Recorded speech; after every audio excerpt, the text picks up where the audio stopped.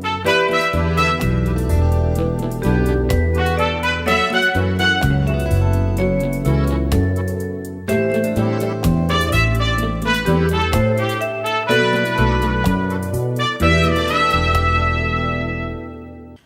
le Maroc et le Congo, les relations d'amitié et de coopération sont bonnes.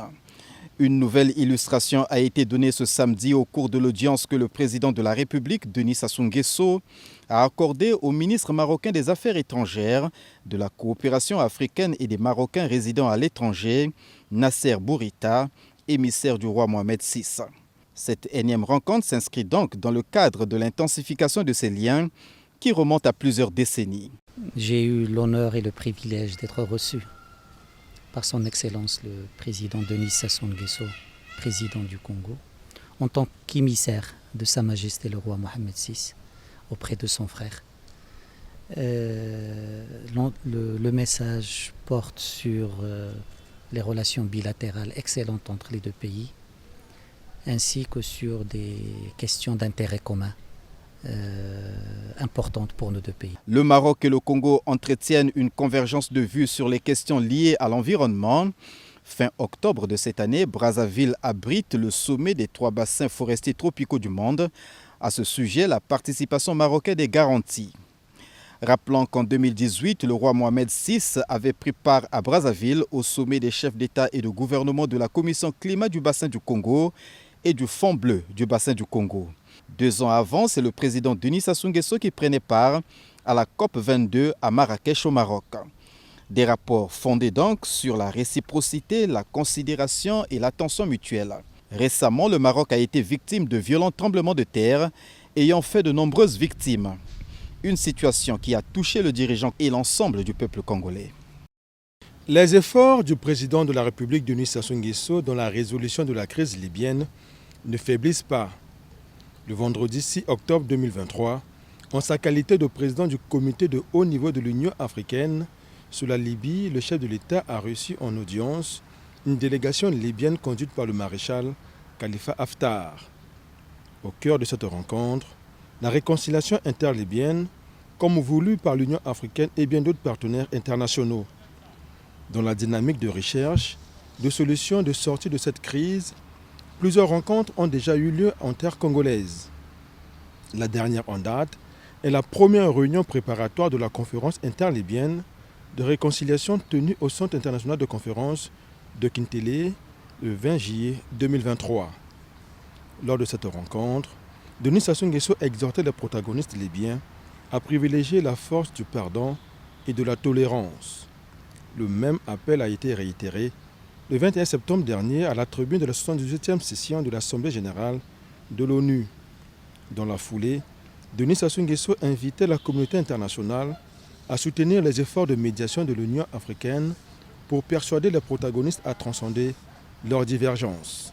En ma qualité de président du comité de haut niveau de l'Union africaine sur la Libye, je ne peux passer sous silence devant l'auguste assemblée que vous constituez, la situation dramatique que ce pays vit depuis 2011.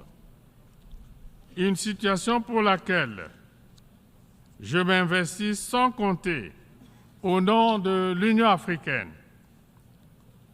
Les efforts de paix consentis dans le cadre de cet épineux dossier se sont encore poursuivis récemment, en juillet 2023, dans le cadre d'une réunion de réconciliation qui a eu lieu à Brazzaville, dans mon pays, et qui a permis à plusieurs acteurs représentant l'essentiel des sensibilités politiques et sociales libyennes de s'asseoir à la même table.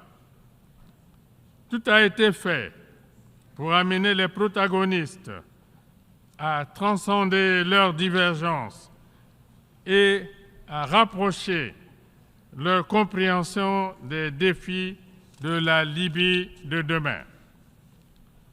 La conférence de réconciliation interlibyenne que vise la médiation que je préside n'aura de sens que si elle est inclusive, constructive et consensuelle, elle doit permettre à nos frères et sœurs libyens de renouer avec la vertu du dialogue en cessant de se regarder en chien de faïence, d'apprendre à se pardonner et de donner la prépondérance à la justice.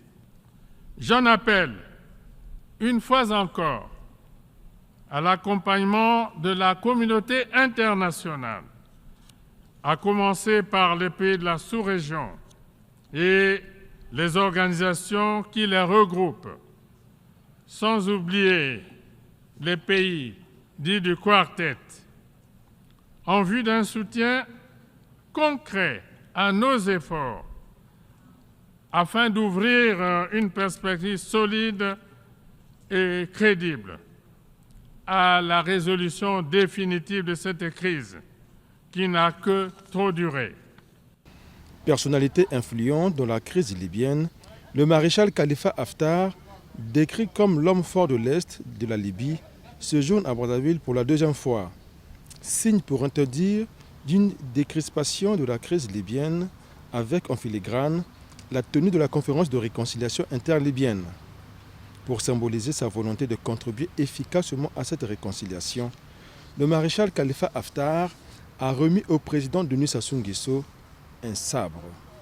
Il s'est de rappeler que le 16 septembre 2017, lors de sa première rencontre avec Denis Sassou Nguesso à Brazzaville, le maréchal Haftar faisait savoir qu'il soutenait la médiation de l'Union africaine dans le conflit libyen, au regard du contexte qui prévaut en Libye, accentué par la catastrophe survenue le 15 septembre dernier dans la ville de Derna. Toute l'attention de la communauté internationale est rivée sur le retour d'une paix durable en Libye.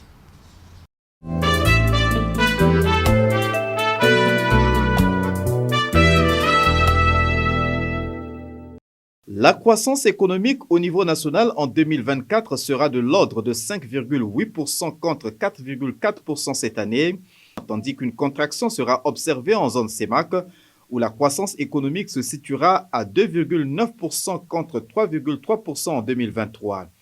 C'est ce qui ressort de la réunion du Conseil des ministres tenue le samedi 7 octobre 2023 au Palais du Peuple, sous la très haute autorité du président de la République, Denis Sassou Nguesso. D'après les délibérations des travaux, le projet de budget de l'État exercice 2024 connaît une innovation majeure, à savoir le passage du budget de moyens au budget programme. Le projet de budget de l'État exercice 2024 consacre le passage du budget de moyens au budget programme, avec 6 ministères pilotes choisis pour expérimenter cette innovation. En 2024, ces 6 ministères exécuteront leur budget en mode programme en vue d'éprouver à la fois les animateurs des dits programmes, les procédures et les supports informatiques. Les grandes orientations du projet de budget sont fondées sur les objectifs du Plan national de développement PND 2022-2026, traduction programmatique du projet de société de son Excellence Monsieur le Président de la République, ainsi que sur le programme soutenu par la facilité élargie de crédit du Fonds monétaire international. L'objectif de rééquilibrage de nos finances publiques a pour but de générer des marges budgétaires qui permettront de financer l'économie pour consolider la croissance économique en privilégiant l'investissement productif et la préservation des dépenses sociales, renforcer la résilience de notre économie face aux fluctuations conjoncturelles. Le projet de loi de finances de l'État exercice 2024 prévoit plusieurs mesures d'accompagnement devant permettre la résolution des problèmes relevés au cours des précédents exercices. Ce projet de loi de finances 2024 prévoit plusieurs mesures d'accompagnement devant permettre la résolution de plusieurs problèmes relevés au cours des précédents exercices, au nombre desquels on peut noter l'institution au profit des communes de plein exercice d'une taxe sur les déchets plastiques destinée au financement des dépenses d'assainissement urbain. Sur la question des rétrocessions des ressources des collectivités locales, organisations communautaires et internationales, il faut noter qu'un comité interministériel de suivi et d'évaluation de la quote-part des recettes budgétaires destinées aux entités précitées sera mis en place pour les impôts synthétiques, alors que les autres impôts seront désormais reversés dans un compte séparé ouvert à la Banque centrale au profit des collectivités locales. Enfin, pour ces questions annexes, le renforcement du dispositif d'exécution des dépenses d'investissement, notamment en matière de passation, d'approbation et de réalisation des marchés publics, sera renforcé. Autre affaire examinée au titre du ministère du Budget, des Comptes publics et du Portefeuille public, le projet de loi portant loi de règlement exercice 2022, le projet de décret relatif aux modalités d'allocation des crédits budgétaires et de décaissement prioritaire des fonds au profit des établissements scolaires d'enseignement technique et le projet de loi rectificative pour l'année 2023. À propos de cette dernière affaire, des ajustements ont été apportés en fonction du contexte national et international dans lequel le budget 2023 s'exécute. Pour situer ce projet dans son contexte, le ministre du Budget a rappelé que les 2 dernières revues dans le cadre du programme soutenu par la facilité élargie de crédit, conclues entre le gouvernement et le Fonds monétaire international, ont marqué des progrès en matière de réforme et de gestion des finances publiques. Cependant, il a été observé certaines divergences sur les agrégats macro-budgétaires et des indicateurs de performance initialement prévus. D'autre part, le contexte international actuel est incertain, notamment en raison des répercussions du conflit entre la Russie et l'Ukraine et des politiques anti-inflation mises en œuvre par les pays développés. Les perspectives mondiales prévoient notamment un ralentissement de l'activité et de la croissance économique qui passerait de 3,4% en 2022 à 2,8% en 2023. Sur le plan national, la croissance économique en 2023 s'établirait à 3,7% contre 1,4% en 2022, notamment grâce à un regain d'activité dans le secteur hors pétrole. C'est dans ce contexte que le budget de l'État exercice 2023 en cours d'exécution a été réajusté par le décret numéro 2023-539 du 31 mai 2023 portant ouverture de crédit à titre d'avance pour l'année 2023. Le projet de loi de finances rectificative ainsi présenté au Conseil des ministres assure la ratification de ces réajustements. Le projet de loi rectificative vise la soutenabilité budgétaire et la viabilité de la dette. Le gouvernement entend poursuivre la mise en œuvre de mesures ciblées de politiques budgétaires qui porteront sur l'efficacité dans la mobilisation des recettes publiques, mais également la rationalisation de la dépense publique, mais aussi la réduction des facteurs de vulnérabilité liés au portefeuille de la dette. Le budget de l'État rectifié au titre de l'exercice 2023 est arrêté en recettes à la somme de 2 333,8 milliards de francs CFA et en dépenses à la somme de 1 997,390 milliards de francs CFA. L'excédent budgétaire attendu est de 335,617 millions de francs CFA et devrait contribuer à résorber le déficit en ressources de trésorerie et de financement. Enfin, au cours de ce Conseil des ministres, une communication a été faite par le ministre d'État, ministre de la Fonction publique, du Travail et de la Sécurité sociale, Firmin Aïssa, relative aux mesures d'accompagnement à la suite de l'augmentation des prix à la pompe des produits pétroliers. Mesures immédiates et ou à court terme. En matière d'éducation, 1. Suppression de la contribution des parents d'élèves et prise en charge des bénévoles et agents communautaires de l'enseignement. 2. Octroi généralisé des manuels scolaires à tous les enfants du primaire. 3.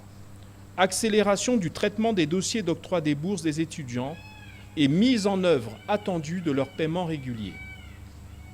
Pour ce qui concerne les transports, mise en place dans les meilleurs délais de sociétés publiques de transport urbain à Brazzaville et Pointe-Noire en partenariat avec des investisseurs et sociétés privées. La régulation des trajets et itinéraires des bus, notamment à Brazzaville, en vue de protéger le secteur des transports privés urbains. La suppression définitive de la taxe de roulage. Pour ce qui concerne le secteur de la santé et celui de la protection sociale, le gouvernement, réuni sous l'autorité du président de la République en Conseil des ministres, s'engage à rendre opérationnelle dans les meilleurs délais la Caisse d'assurance maladie universelle, CAMU en sigle, afin de prendre en charge de manière effective les populations pour les pathologies et soins de santé du quotidien.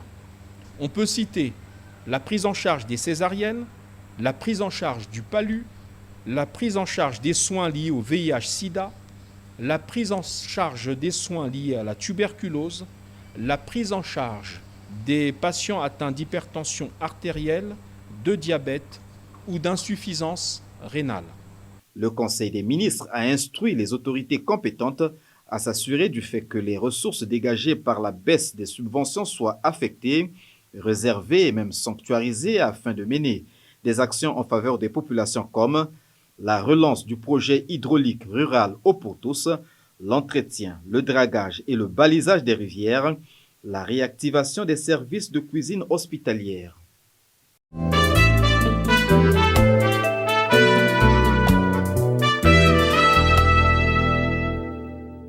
Vers la relance du projet Eau pour tous, exécuté à partir de 2013 et destiné à la construction de 4000 forages d'eau en République du Congo. Cette volonté a été réaffirmée par le chef de l'État ce mardi à l'occasion de la visite des sites où s'exécutent ces activités agro-pastorales. Des explications données au forage de Mbobo à Denis Sassou Nguesso, il ressort que sur les 4000 forages d'eau prévus, 2000 forages ont été construits, mais la majorité n'étant plus fonctionnelle du fait de l'incivisme et du vandalisme. Dans sa ronde, le président de la République a été au ranch Kila à Opokania, où se développe l'élevage des bœufs. Ils sont au total 1095. Récemment, Denis Sassou Nguesso y a été lors de ses vacances. De ces instants à maintenant, il y a eu évolution selon Alain Malanda, directeur général adjoint de la société Fairplan. Il y a pas mal de choses qui ont changé. Nous avons notamment les nouveaux bœufs qui sont arrivés, une nouvelle race, la race Watusi de l'Afrique de l'Est. Nous en avons reçu quelques têtes. Là, nous allons voir comment aller jusqu'au croisement. Mais pour l'instant, c'est encore une phase expérimentale. Toujours à Opokania, Denis Sassou Nguesso a visité l'élevage des autruches. Ici, il a assisté en compagnie de sa suite à une séance d'éclosion d'une autruche et de son placement dans une couveuse. Généralement, comme toute venue au monde, elle a été accueillie avec joie.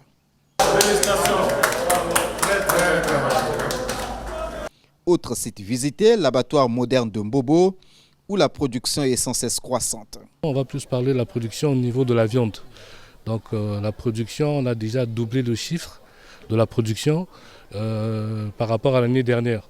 De 2022 à 2023, nous sommes déjà au double. Cette visite a été refermée au champ de maïs de Mbobo.